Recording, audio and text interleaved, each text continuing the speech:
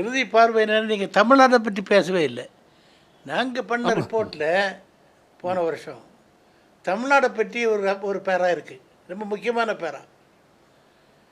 அதில் என்னென்னா இவங்க வந்து ஒரு சீட்டு வின் பண்ணலை, ஆனால் பல சீட்டில் செகண்ட் பொசிஷனில் வந்தாங்க, தேர்ட் பொசிஷனில் வந்தாங்க. நாங்கள் இதை அனலைஸ் பண்ணோம். அவன் 2019 அவங்களுக்கு இருந்தது வந்து 3.62% ஓட் ஷேர் இருந்தது. 2024 11.24. தமிழ்நாட்டில் வந்து இந்த ஹைக் வந்து 5 மணிக்கு அப்புறம் உள்ள ஹைக் பார்த்தீங்களா, தமிழ்நாட்டில் 7.53%. தமிழ்நாட்டில் 7.53%.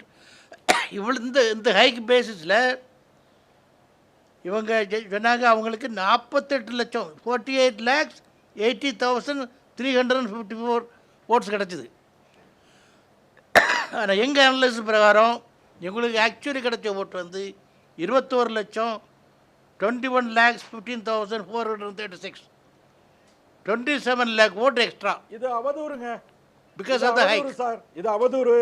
அவதூறு இல்ல, வந்து ஒரு அவதூறு கேஸ் போடுங்க, அவதூறு கேஸ் போடுங்க, தயவு செய்து கேஸ் போடுங்க. நீங்க சார் தமிழ்நாட்டு கேட்டிங்க, ஏனா அவர் ஆய்வு ஏற்படுத்துனது சொல்லிட்டாரு. அவர் பேசாதீங்க, இடையில பேசாதீங்க சார். நான் 6 மாசம் பதில் அப்புறம் சொல்லுங்க, பதில் அப்புறம் அவர் பேசும்போது நீங்க ஏன் பேசுறீங்க? பதில் அப்புறம் எலெக்ஷன் பேசாத இருக்கணும்ல.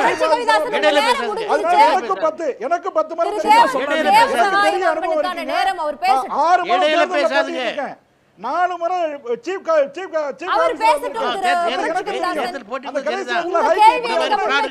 தமிழ்நாட்டுக்கும் அவர் ஆதாரத்தை சொல்றாரு, பிஜேபிக்கு எப்படி வாக்கு பர்சன்ட் அதிகமாச்சுங்கறத சொல்றாரு. அவர் ஆதாரபூர்வமான அவர் சொல்றதுக்கான நேரம் அவர் தான் பேசணும். முருக மாநாட்டு அம்மா முருக மாட்டா பிஜேபி எண்ணிக்கை கூடுனது உங்களுக்கு தெரியலையா? அண்ணாமலை ஆடுனாரே தெரியலையா? கட்சி வளரவே வளராதா? அண்ணாமலை பண்ணாங்க.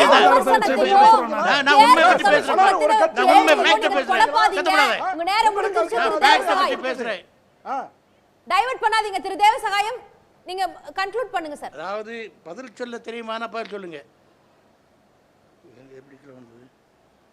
பதில் சொல்ல தெரியாது சார். உங்களுக்கு மட்டும் தான் பதில் சொல்ல தெரியும். நீங்க எல்லாம் பெரியவங்க, அதனால நீங்க சொல்றது மட்டும் தான் வேதம். நாங்கெல்லாம் ஓதுறதெல்லாம் சாத்தான்.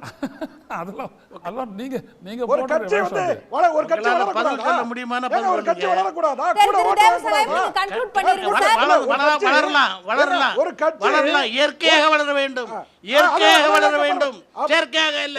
அத நீங்க ப்ரூஃப் செயற்கையாக இல்ல, இயற்கையாக வளர வேண்டும். You have not grown naturally. 7.5% வந்து இது போன்ற முறைகேட்டுனால வாக்கு வங்கி அதிகரிச்சிருக்குன்னு சொல்றீங்களா தமிழ்நாட்டுல பாஜகவுக்கு? ஆமா. திரு தேவசகாயம், இப்போவும் அதாவது நாங்க சொல்றது ஃபேக்சுவல் அனாலிசிஸ் சொல்றோம். ஓகே. எலெக்ஷன் கமிஷன் வெப்சைட்டில் அவங்க நம்பர்ஸை பற்றி சொல்கிறோம். இதற்கு பதில் கொடுக்குவானா பதில் கொடுங்க. சும்மா சத்தம் போடுறதுல பிரச்சனை. வளர்ந்தாங்க சரிதான். இயற்கையாக வளர வேண்டும், செயற்கையாக வளரக்கூடாது. உடனுக்குடன் செய்திகளை தெரிந்து கொள்ள சன் நியூஸ் பெல் ஐகானை கிளிக் பண்ணுங்க.